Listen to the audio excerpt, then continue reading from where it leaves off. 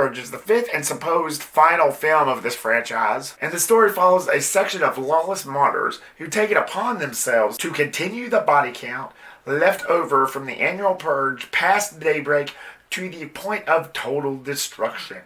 What's going on, guys, and welcome back to the Repster, where movies and entertainment are our reputation. So the Purge was always an interesting concept. Right when the first one came out, I was pretty interested. It was a nice little horror movie. Ethan Hawke was great in the first. Frank Grillo was terrific in 2 and 3. The first Purge was okay. I didn't really feel like it needed a beginning, but it was alright. So after that, I wasn't really sure where they was going to take it. So without further ado, let's get into the positive of The Forever Purge. The direction, it was done pretty nicely. I'm not going to mention the director's name. It's one of those director's names I can't pronounce. It's his directional feature debut, I can tell you that much. And after seeing a trend, like the same trend with the first 4, just one night out of the year, everybody just creates Hovac, kills each other. There's no police, no law enforcement. Everything's legal for 12 hours overnight. Again, interesting concept, but they've done it 4 times. I was interested to see where they was going to take it. And I actually pretty much enjoyed it. I was getting a little tired by the time the 4th one came out. But when they announced this, I was like, yeah, okay, whatever. Then I started looking at the trailers and it was actually pretty interesting. Basically, these hate groups, these martyrs, whatever you want to call them, just continues it throughout, which actually makes it a little more interesting. It takes a little more of an interesting spin to it. And let's face it, when you make it up to a certain point in a franchise, you gotta freshen it up somehow. To me, the stakes were higher because of the choices they made in this.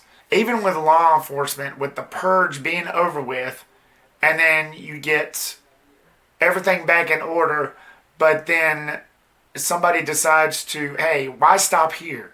Let's go on forever. Which really upped the stakes. And in a way, it made it more of an action movie because of that. And to me, I always found the realism kind of out there for the first 4. I mean, you think about it. The Founding Fathers in this film devised this whole plan to get everybody's anger and hate out. And apparently, for the rest of the year, there's peace. I never really quite bought into that in the first place. Yes, they were good horror movies to start off with. It was an interesting concept. But after a while, you get to thinking, that's just not how humanity works. I know you're supposed to look at these as entertainment, and they're basically fantasy, but if you think about it, if you pick too much at it, like I tend to do sometimes, that's just not, it's just a little bit out there. You're not going to get somebody to behave just because of one night. And that's what made this one more realistic. This one, it just kept on going. And not that I'm saying nothing like this will ever happen, but if something like this actually was to actually happen in real life, I kind of see it going down like it did in this movie. Like I said, they made it forever, hence the name, The Forever Purge. It's just more of a believable spin to me. It's just more of a believable plot to me. I mentioned this before. There's more action scenes. When this concept came up, I could tell that they were meaning for it to have a straight horror message. It was a straight horror film. And then as the movies kept on going, it just got more action-like, more gunplay, more car explosions. Pretty much what you'd see in an old-school Sylvester Stallone film. And with this film, with The Forever Purge, there was definitely a lot of gunplay, a lot of car explosions. I didn't feel like I was watching a horror movie. I felt like I was watching an action movie, and that's okay. They still kept the horror element alive with some jump scares here and there, which didn't really affect me that much, but it was actually pretty cool. It was pretty good. As much as an action junkie I am, it was a decent flick. And it really set the tone and pace very well for me. I felt like the stakes were high at all times. And like I said, they tried putting some horror elements to try to keep that original concept alive. But for the most part, it was just a straight-up action movie to me. The only thing that was missing was Arnold Schwarzenegger and Sylvester Stallone.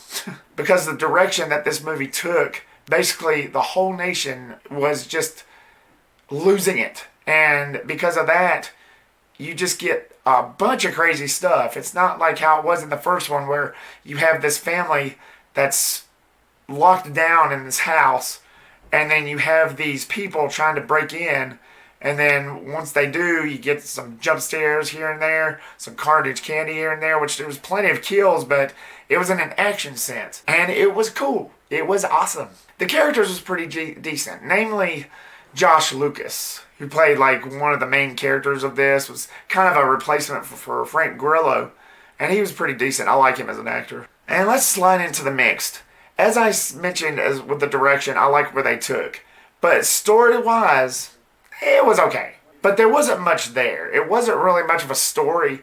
It was more of a rehash of what the others told, only in this whole new direction where it was continuing on past From the Night, because the setup was pretty good, and then you knew that the Purge was starting, which was how the others started because that's what they focused on. But in this, it was like the whole night was a setup, and then it just continued on from there, and it focused more on the aftermath with even more chaos happening. And I thought that was pretty cool, but story-wise, it was more of a rehash, just in a different sense, if you know what I mean. As much as I like this movie, as much as I liked it for what it was, and to me it was an action film, here goes the negatives. There was a bunch of quick cuts, a bunch of close-up shots. The way some of those scenes were choreographed, it was a little bit of a head-scratcher. And because of that, some of the characters would disappear because they was so quick. The way the fighting scenes was, the way the shoot-em-up scenes was, they were so quick that some of the characters just kind of disappeared on me. A couple of times, Josh Lucas with that, until like 5 minutes later, and it's like, oh, okay, he's good now, so what the hell happened? So it's just like little moments like that. This movie, I could tell, was filmed in a different aspect ratio as the others was. I don't know, that had something to do with it, but it just seemed like the camera angles, they chose to kind of closen up a little more. I just felt like they could have loosened up just a little bit. Like I said, there was a bunch of close-up shots. It just became a little bit of a problem. It was happening more towards like with the third act, and there was quite a few scenes, just a lot with the close-up shots, and then next thing I know, what the hell happened to this guy? What the hell happened to that guy? What the hell happened to this girl?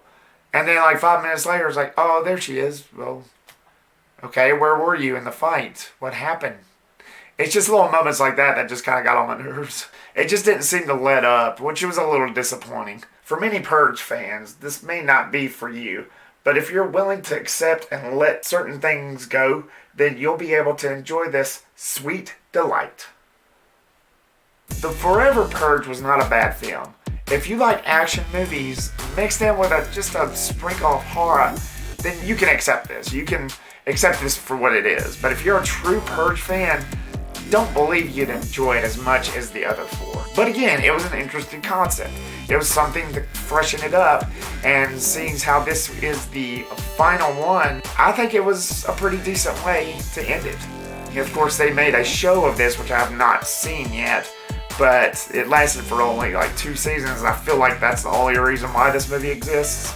Could be wrong, but I just got that vibe throughout that whole entire film. The Forever Purge, what did you think of it? Did you like this one? Did you like the first 4? Did you like the direction that it went? Leave me your comment down below and give me your thoughts. Thank you so much, guys, for watching this video. As usual, like, subscribe, comment, and share. I'll see you next time. Peace the ref out.